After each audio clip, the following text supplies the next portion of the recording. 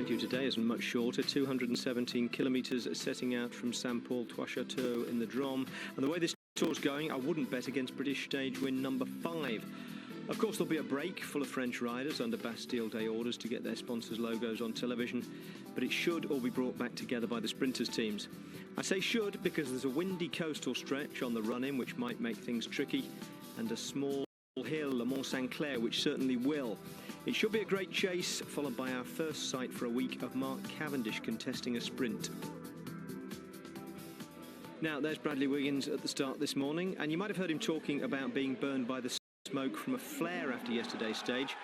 Well, we've been back through the motorbike shots, and although there's not enough evidence for a conviction, it looks as though it happens here on the Côte d'Ardoise. The flares are certainly there on the left to start with, and whatever's coming out of them envelops quite a few riders. And as another nutter, to quote Bradley, appears on the right, you can see Christian Knees pouring water from his bottle on his arm as if to cool it down. Then the yellow jersey himself has a couple of looks down at his left arm as if to see whatever it is that's causing the irritation. So, nothing catastrophic, but since it was mentioned, we thought we'd try to clear it up. And the moral of the story is that unless you anticipate having to alert the Coast Guard to your whereabouts while you're out watching the Tour, you can probably leave the flares in the garden shed. No change in the overall classification today. It's still the Sky 1-2 of Wiggins and Froome, ahead of Vincenzo Nibali in third place and Cadel Evans in fourth. Now, the expected handful of Frenchmen got into the day's break. Maxime Bouet, Jérôme Pinault, Mathieu Ladanius, Samuel Dumoulin and Jimmy Ongouvant. Along with a Basque, a Dane and a Dutchman, Pablo Urtasun, Michael Murcu and Roy Curvers. As we pick up commentary, they've taken the first 8 places at the day's intermediate sprint, a little over 4 minutes ahead of the main field. From the helicopter now, this is the race for only 9th place, but it's become crucial in the battle for the green jersey between Peter Sagan, the leader, and Matthew Goss, who was docked 30 points yesterday for irregular sprinting. Brett Lancaster and Sebastian Langeveld are the 2 pacemakers on the front. They've moved ahead of the Sky Boys to do their job. For their sprinter Matthew Goss, Peter Sagan is locked in down there, the centre of 3 riders in lime green jerseys. His is all green. So watch out now. Bradley Wiggins not interested, but making sure he keeps out the way. 103, Paul, is the world champion Mark Cavendish. I wonder if he'll flex his legs as a dress rehearsal for the finish. Well, he might have a little go just to try and stretch his legs, as you say, Phil, blow out the cobwebs. And they're starting to get very nervous here. They're starting from a long way out. There's Goss in second position. Right on his wheel, though, is Sagan. And behind him, Andre Greipel. The 3 sprinters are second, third and fourth in that line as we see them now. The final lead out by Sebastian Langeveld here as Goss is looking for the move. He better watch out because it's come already. Sagan has gone over the top and he's being chased now by Matthew Goss, I think it is. No, it's all over. This time he read the move and they could do nothing about it. Well, he didn't. He actually predicted the move there because he waited to see whether the guys were going to lead it out. Coming across the line, I think in second position for that group was Andre Greipel. Orica Greenedge, Phil, got it really wrong on this occasion. Matty Goss nowhere to be seen, even in the photo. Oh, there's been a crash here. This is at the 100 metres to the sprint. And I don't know what has happened there, but a collision with the barriers by the look of it. It looks like Peter Velits over on the left-hand side has gone down in the Omega Quick-Step, stopped at the side of the road to look after his teammate. There is Dries Devenens. That is very, very sad. This was at the back of the bunch. Peter Velits is holding on to those barriers, a little bit stunned. Dries Devenens is here checking on him and waiting to find out where to go. He's hit his knee and probably on that barrier on the left of the road. He's got the doctor alongside him. The doctor will give him the okay, he'll give him the nod as to whether or not he can get himself back onto the machine. He's getting onto the machine, so hopefully he'll be able to get through the first kilometre or so and get rid of that pain. Covering 3,500 kilometres, it's impossible for even the most diligent of athletes to know all the roads that the race is going to cover. But investing some time in getting familiar with certain aspects can make all the difference. For the GC riders, they're going to want to spend their reconnaissance allowance checking out the mountains. For the sprinters, though, it's all about the finish. And one aspect of those is the humble roundabout. A team can spend all day on the front or chasing down breakaways to give their fast man a shot at the win. But all that hard work had come to naught because of a simple bit of road furniture. Beautifully lined up at the front, ready to launch their man into the final attack, and they're faced with a directional choice. Do they go left or right? That's a long way to go on the right-hand side. Sometimes it doesn't matter, but often making the wrong call here would set the team back 50 metres or more, and in the last 1 or 2 kilometres, that could make it all but impossible to get back on terms. All of a sudden, 1 or 2 of them have gone straight on there. So important to these details, quite literally the ha'porth of tar. The Team Sky have sent coach Rod Ellingworth out on the road to video the run-in each day. This is then uploaded to the team bus in time for the morning briefing, so the men get a rider's eye view of the final kilometre. This kind of diligence can make all the difference between winning and not winning. Yes. 5 kilometres to go to the finish. Well, that's 3 miles. Still the organisation, the orchestration of the peloton is being done by Lotto Belisol. 5 kilometres to go for them now, and still that gap is coming down slowly down to 9 seconds advantage for the 2 leaders, Albacini and Vinokourov.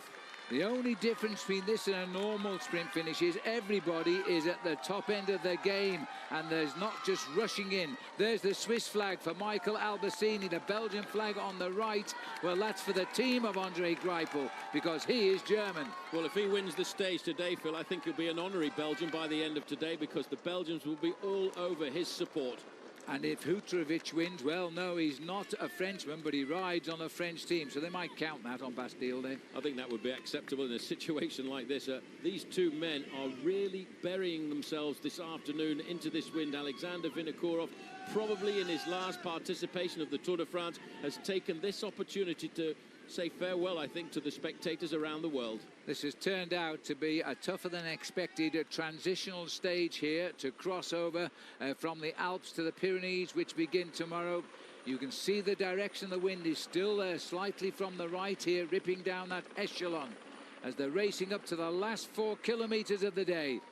Well, I'll tell you one thing, Phil. The last man to lead out Andre Greipel this afternoon is probably going to be the leader of the squad, Jürgen van den Broek. Well, that shows how much they respect Andre Greipel on the stage that suits him. Look, they're right behind these 2, and these 2 will not give up. They are going to race them to the finish. We're under 4 kilometres to go now. Well, there's a lot of riders, Phil, getting dropped out of the back because of the pressure. This is an unbelievable... I've told you, the wind in this part of the world is a devastating wind, and Thomas Voeckler has been popped out of the back of the group. Well, he's not a sprinter. He's not going to win the Tour, so why not make life a little bit more pleasant and pedal the last 3 kilometres to the finish? But the bunch is splitting now. The referees are ordering cars out of the way all over the place. They want nothing in between these riders, so they get no false advantage to cross those gaps. Well, forget about this being the Tour de France here this afternoon. This is like the finish of a one-day classic. These guys are using everything they can to their advantage to split this race into smithereens on a flat stage. And it's not all over yet, because it is still a tricky approach to the finish here. This is not a main road approach as we see at the moment. Just look at the face there. Take your hats off to Alexander Vinokourov, Michael Albacini, but the forward part of the peloton, which has Andre Greipel in tow and Bradley Wiggins, is coming up behind them. And Cadel Evans is right in there too. Peter Sagan in the green jersey. I think Vincenzo Nibali. It's amazing to see, Phil. We're looking now at just inside 3 kilometres to go. And they won't give up. They continue to give their best shot, because it is not a totally flat run-in. It is a very technical run-in if they can just get out of sight again. But the peloton is virtually regrouping as the wind has changed direction. Well, they're making that big left-hand sweeper now. They're actually on the wrong side of the road if the roads were open, but fortunately the Garde Républicaine have closed down the road in the entrance into Cap d'Agde this afternoon, as Jürgen van den Broek now takes up the pacemaking. On his wheel, though, is Edvald Boasson-Hagen. And we have the advanced peloton has caught the 2 leaders at 2.5 kilometres to go to the finish. Albacini is out now. He did everything he could to get himself the victory. He's got no more energy in the gas tank for today's stage, at least. Now we've got an attack by a Rabobank rider, and I would think it's Kwiatkowski who's given a go there as he moves off to the right of the road. Luis Leon Sanchez it is with those lime green glasses on him. He was on the back of the group all of the time now. He is the man who really could pull off something special this afternoon. He's a great man when it comes out. The French would call his style of riding a baroudeur, a fighter.